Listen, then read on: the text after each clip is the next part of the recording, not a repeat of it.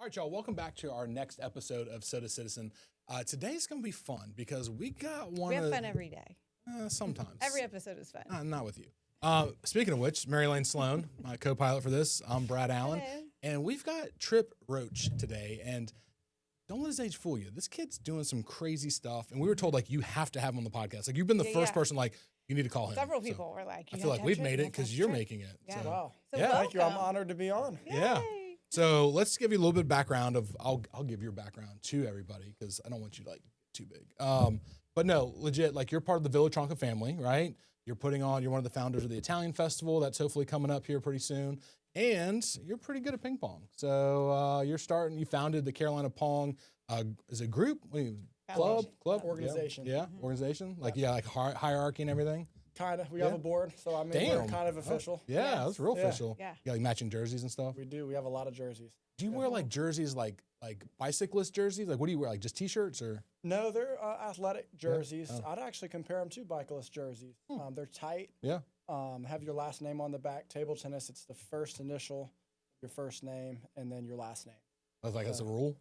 Yeah, Yeah. I guess. It's like for competition, so everyone's got that. That's But cool. yeah, we have jerseys with our sponsors on them. Yeah. and So you're going back, like, you're fifth generation, is that right? The Villa generation Tronco. of the Villa Tronco Yeah. legacy. So let's start there because that restaurant comes up a lot in the podcast, believe it or not, because it's the oldest restaurant in Columbia, is that right? Or South Carolina. South Carolina. Okay, so yeah, tell us more. What is it? Explain to people that might be Yeah, hopefully people watching. have never been here before. Tell them a little bit about the restaurant. What makes it so special? Sure. So Villa Tronco, I'm the fifth generation. It's the oldest continuously operating restaurant in the state of South Carolina. It was founded by my great-great-grandmother, Sadie Carnaggio Tronco, back in 1940 during World War II. She moved to Columbia from Philadelphia. She was an immigrant of Sicily, so that's where my family comes from. And it was started as just a fruit stand where Transmission Arcade is now. It's on the 1700 block of Main Street. Yeah. Moved around the corner to a historical building. At the time, they didn't know this, but it was Columbia's first ever firehouse dating back to 1858. So they moved in there, opened up Tony's Spaghetti House. That was her brother. Her brother went to go fight in the war, came back, didn't want anything to do with it. Oh. So he moved to Myrtle Beach and started his own Tony's Spaghetti House. She renamed it Villa Tronco. Is there still a Tony's Spaghetti House in Myrtle Beach? It closed actually recent, like Oh. 2007. Recent meaning like Yeah. not in the By the time I 1900s. got Yeah, out of those there. are your stomping grounds. Yeah. But yeah, I mean, it lasted for a long time, and we got family in Myrtle Beach too. So yeah, my family's been in the restaurant business for a long time. I'm the fifth generation, so my grandparents currently own it.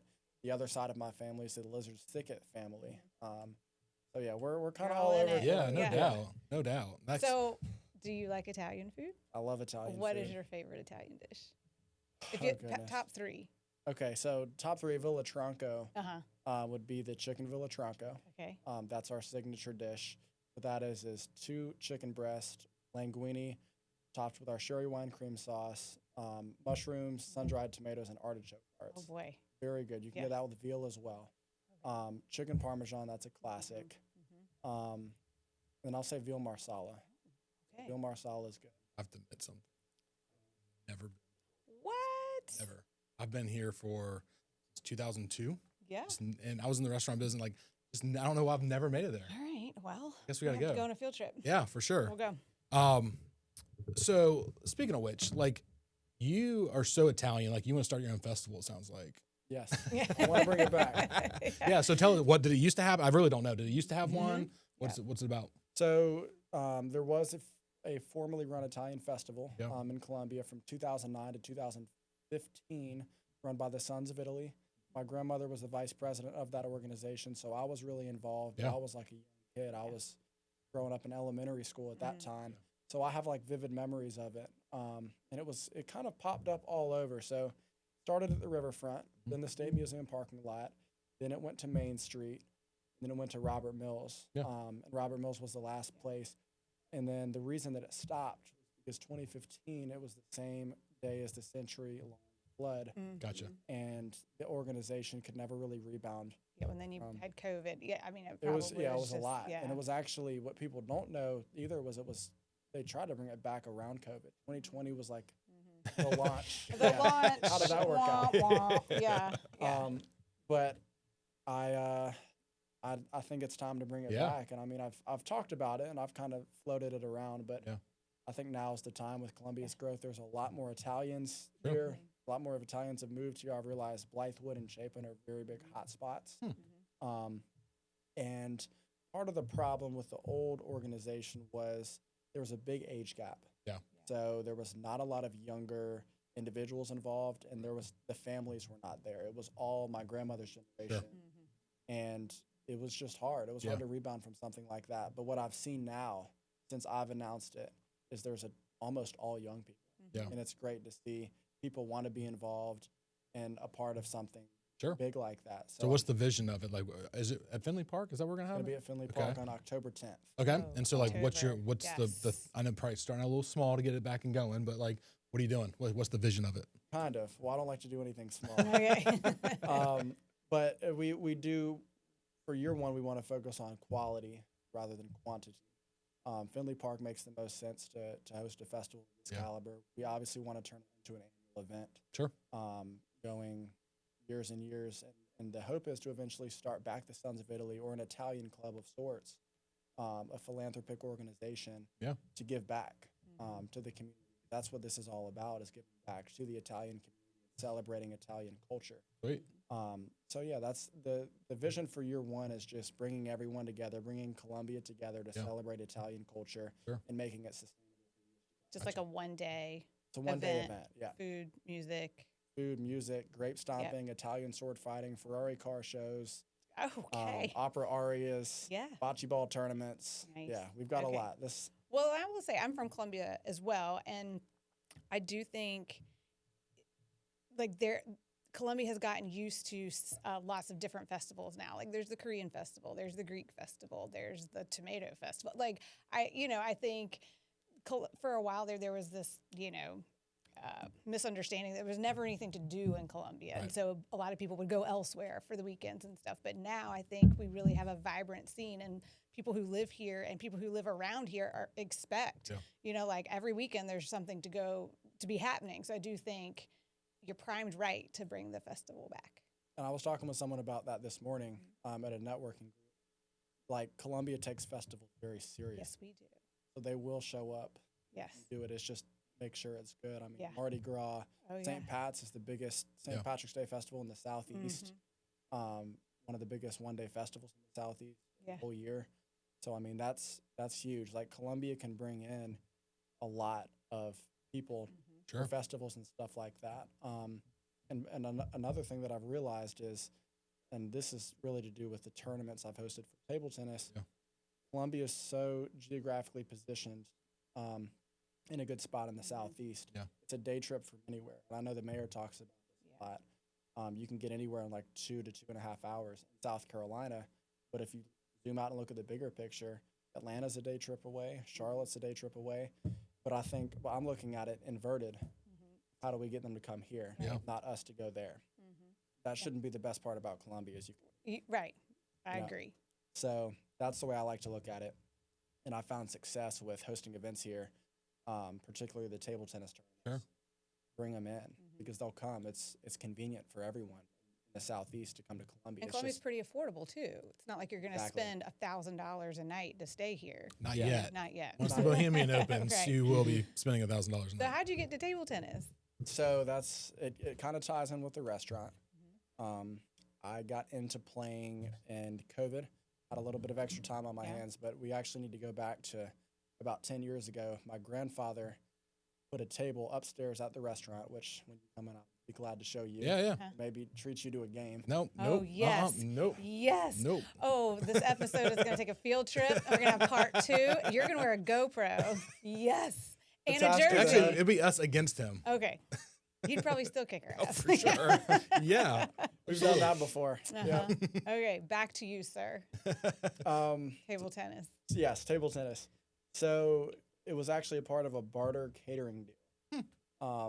They didn't, I don't remember what company it was, but they said, we don't have the money to pay, but we'll give you a ping pong table. They gave us the ping pong table. My grandfather accepted it, put it upstairs, and that whole thing was born. So I come from a tennis family. My whole family played tennis, 4-5s, 5-0s, and I played in high school growing up, Cardinal Newman. So I got into tennis, and then when I started table tennis, I was kind of laughed at. People were like, "Oh, what in the world is this? You play ping pong? Like, seriously?" Yeah. And it was all fun and games till I started to get really, really good. And then I started traveling. Then I went to nationals to represent South Carolina, and then I started my own club and turned it into like a fully functioning business. Yeah. So it's the sport has really taken me so many places, and the reason I started a club here, back to my point, is to bring people to Columbia. It's to bring people in, because for the longest time there was no tournaments here. Everyone was going elsewhere to play tournaments. Yeah. And we just wrapped up the South Carolina State Championships for the second year in a row. Sweet. They haven't been held in South Carolina since like the 90s.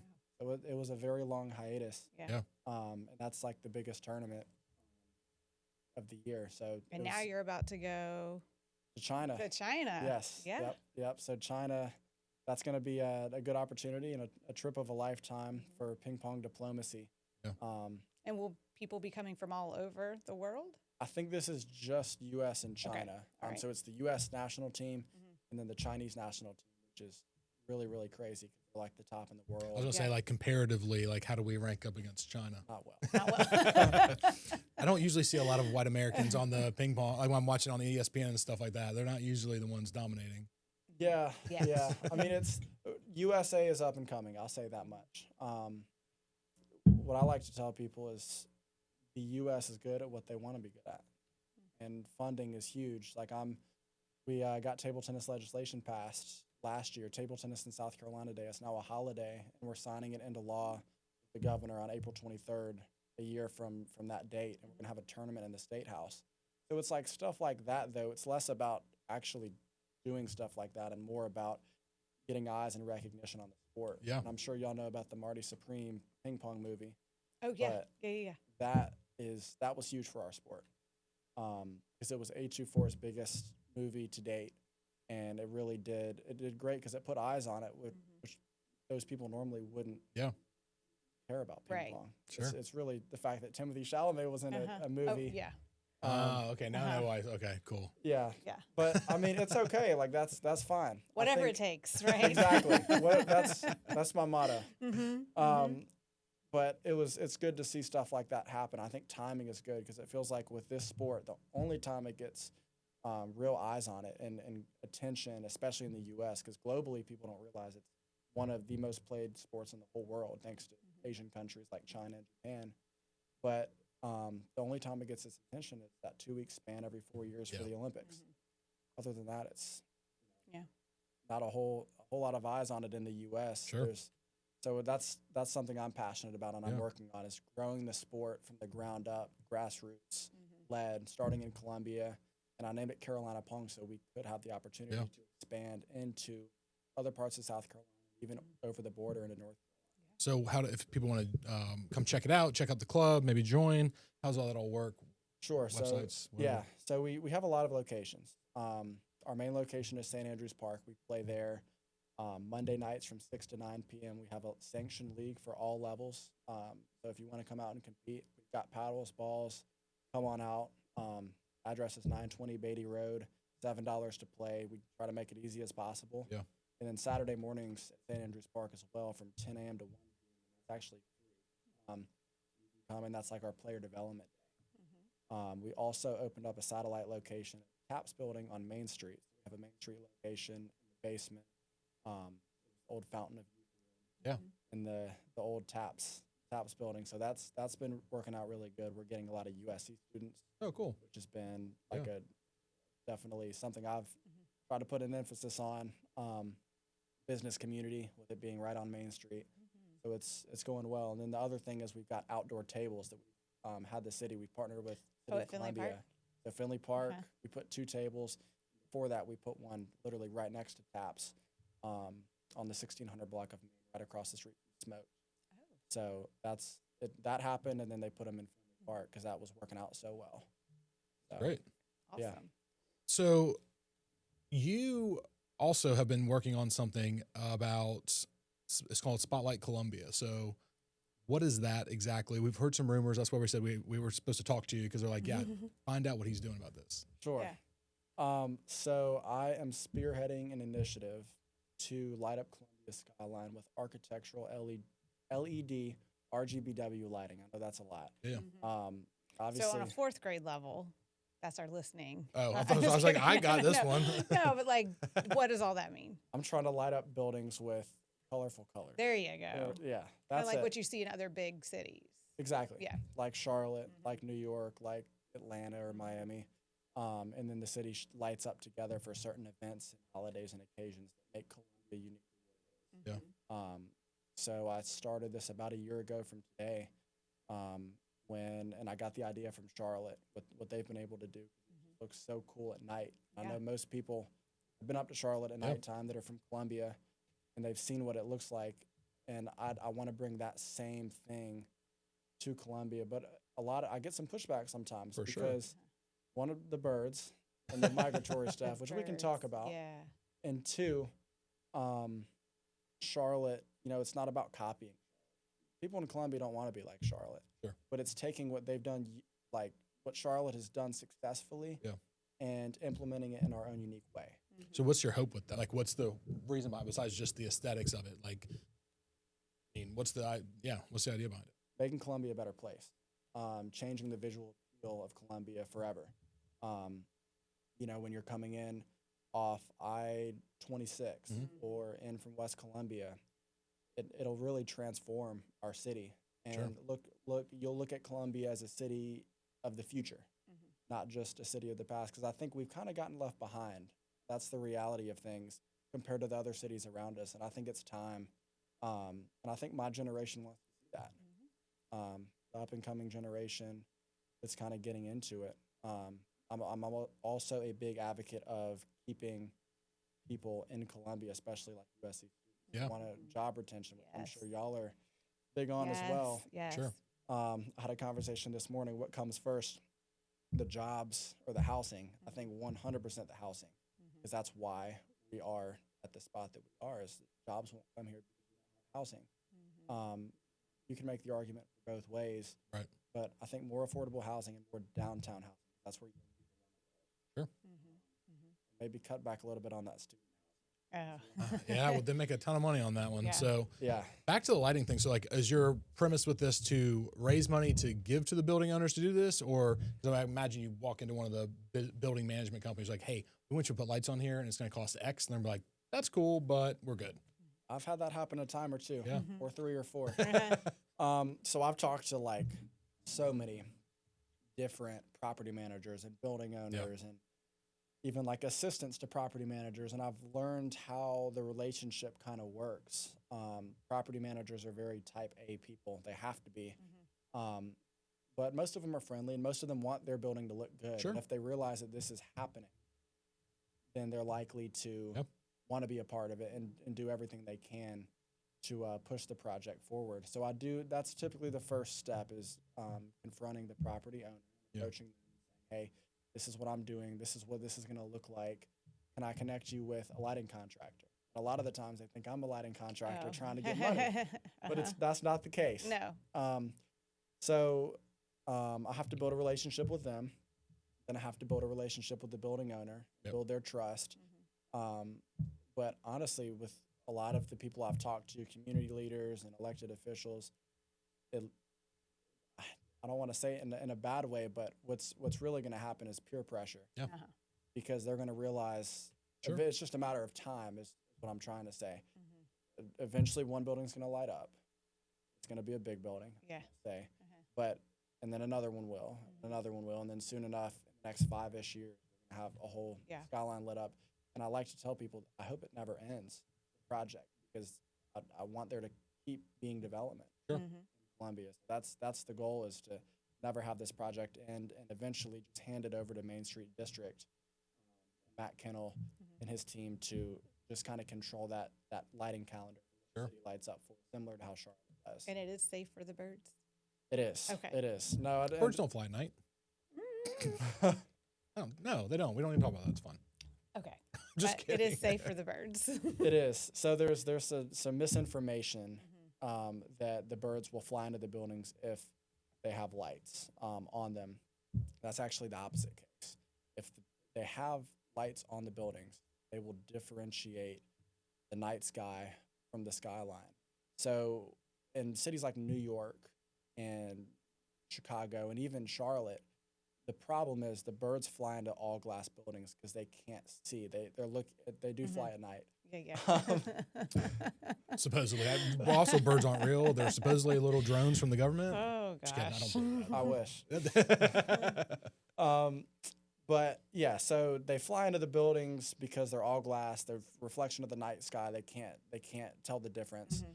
And what Charlotte has realized is, with the lights turned on at night in different colors, it's actually gone down. Okay, they can tell a difference. Yeah. Yeah. So this is actually going to help bird migration, and obviously it adds to light pollution, but Columbia's on a 9 out of 10 scale already. Yeah. So I mean, it's let's just go for a full 10. I mean, let's be honest. This gotta be good at something. Yeah, for real. I wonder if remember the birds that used to get drunk downtown? They ate the berries. There's like one summer. And there was like hundreds of birds. Drunk birds. They got drunk off the berries and flew into, I don't know what, ideology building now. Like just got pelted, just stacking up. I did not know that. It was a couple years ago. It was awesome. Switch the greenery. Not awesome that they died. No. It was just an interesting fun fact that birds can get drunk. I don't know. Supposedly. Yeah. Or they're That drones. is weird. What year was this? Oh, God. He's going to fact check you. Yeah. It was at least 10 years ago. I don't know. Okay. Yeah, it was a while. Yeah, that's interesting because I've done my thorough research on like stuff. The Post and Courier just wrote an article that came out like yesterday about an update for me, as well as the whole bird thing, and getting it was very good. Caleb Bozard wrote a piece, and it was very like well-rounded and balanced. And there's only been like 4 bird collisions last year total that were reported. I don't know if Start a little website like counter. Yeah. no, that's what he's going off of. I don't know how accurate that is. It's a good number. Yeah, it kind of helps my case. It does help your case, so we'll take it. Right. So obviously you're a big thinker. You're I don't want to say dreamer in a bad way. So like, where did all that stem from? Like why all these projects and starting and making Columbia what it is? Like where did that come from?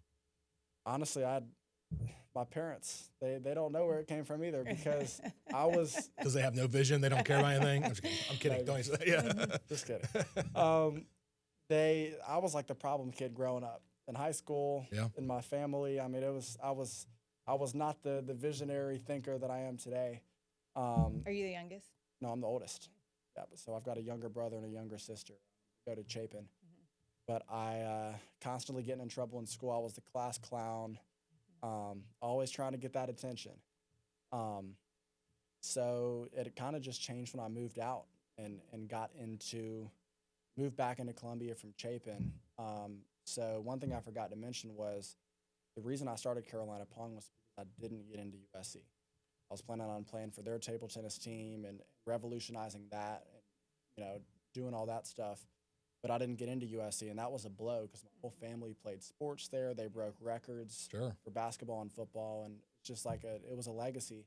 So I enrolled at Midlands Tech, took the first semester in person, didn't like it. I felt like it was a continuation of high school. Right. So I went online for the next semester, and a opportunity fell in my lap to page for the Speaker of the House.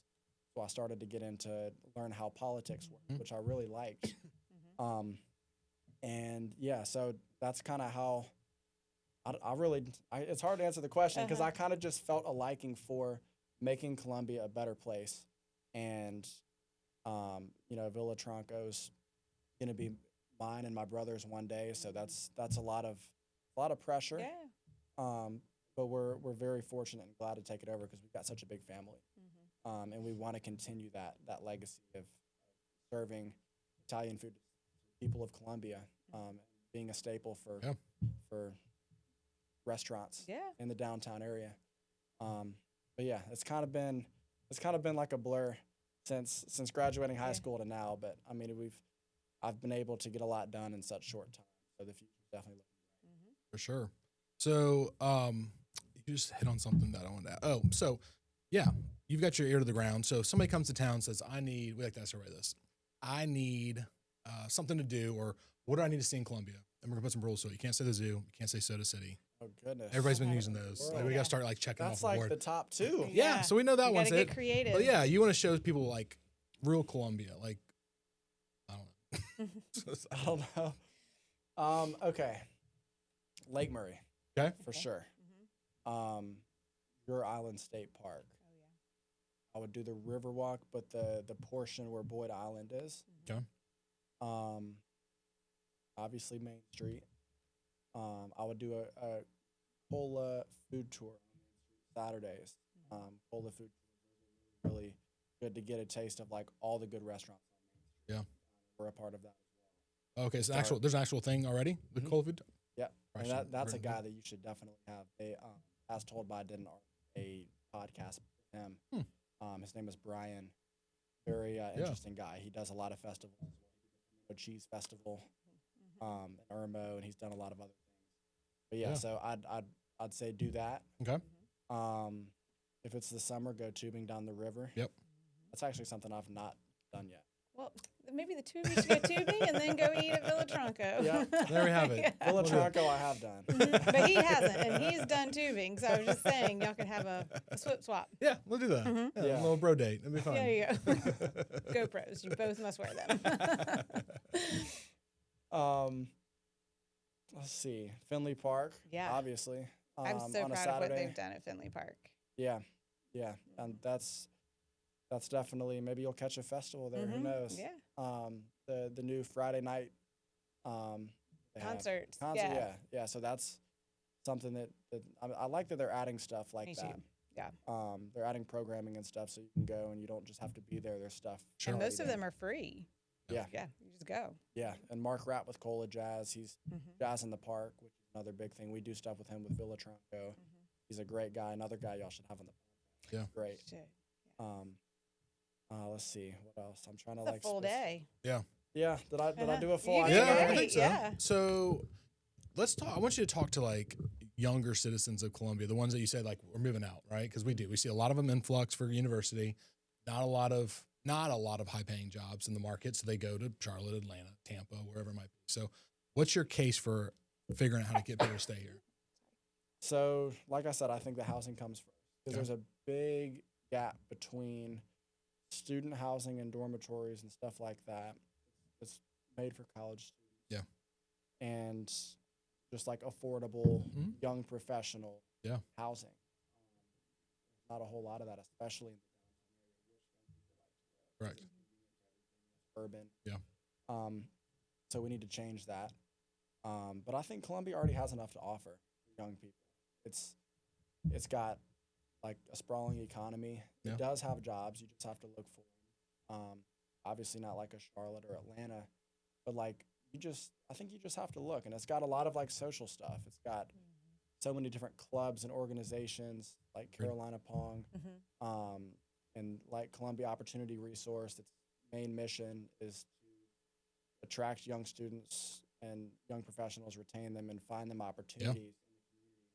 But like the community is so, it's just diverse and unique, and that's something that I think Columbia needs to hold on to as we get bigger, because with growth, you kind of lose that community.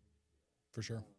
But growth isn't always bad. Yeah. No, I agree. Well, speaking of growth, if you had like a magic wand, so like money doesn't matter, like infrastructure doesn't matter, just big dreams, right? Like if you could bring one thing to Columbia, whether that's a ping pong arena or a professional sports team or a water park, anything you could bring to Columbia, what would you bring? A hard one. Because there's a lot. Mine's an Apple. Yeah. Okay, top three. Apple Store I've Yeah. been working on. And that Might be my 14. new best I was friend. about to say, Might be my new best friend. you're about to make a new We're friends Apple now. Store would be nice. Yeah, wouldn't Uh-huh. it? It would not be good for me, but it would be nice. Yes. Yeah, it would be convenient so you Right. don't have to drive to Augusta or Charlotte. Correct. Augusta. Who wants to drive to Augusta? Yeah, exactly. We're way better here. Sure. Okay, Um, so his dream's Apple Store, so that one's taken. Okay, I'd say a water park. Yeah. I think what the city needs to do, because they're in that whole William Street extension project with down by the river, basically developing that like Austin has from Gervais to Blossom Street. A water park there would be so huge. Into the river. On Into the river. Shoot. Like an infinity pool. Yes. One of those flow riders, you know? But it's so hot, and Yeah. people, I think Columbia's missed out on so many opportunities throughout just the past couple decades with the Whitewater Center. Yeah. I mean, that was supposed to be like Finley Park and all that. I mean, we missed out on that, and Charlotte's got the Whitewater Center now and a few other things that I won't mention. But I think that it's our time. Like, we got to go out and grab stuff now. Yeah. We're on the up and coming, and we need to be aware of that. I think the mayor talks about the Columbians used to have the woe is me, the Eeyore mentality. Right. And I think we're slowly starting to get over that. I think we have gotten over it, and now we've realized, okay, we're climbing up. We're an up and coming city. We're rising, and the future's looking really bright. Agree. Apple Store Water Park. What is yours? Oh, I wanted a really fancy Bubbles Lounge. Oh, that's right. Looking out. Oh, on yeah, the we were river. talking about doing that. Yeah. We should do that. I'll put that on the list. Thanks. Yeah. Well, Tripp, wealth of information, like tons of cool ideas, and we'd love to be able to help in any way we can. I'm not buying LED lights for a building, but Apple Store, I'm in. You can light up our building. It's just not tall enough. Yeah, for sure. But legitimately, if there's anything we can do to help further this, because we love this city, obviously it's how we feed our families, but it's also where we're raising our families, and we want to continue doing that as well. So, but for people listening, the Italian Festival is happening in October. Correct. Yes. I like to say an easy way to remember it is 10/10. 10/10. That's the date. 10/10 at Finley Park. All right. Sweet. Yep. Cool. Awesome. We'll encourage people to go check it out. Yeah. Thanks for doing this, man. Thank you. Thanks for being here.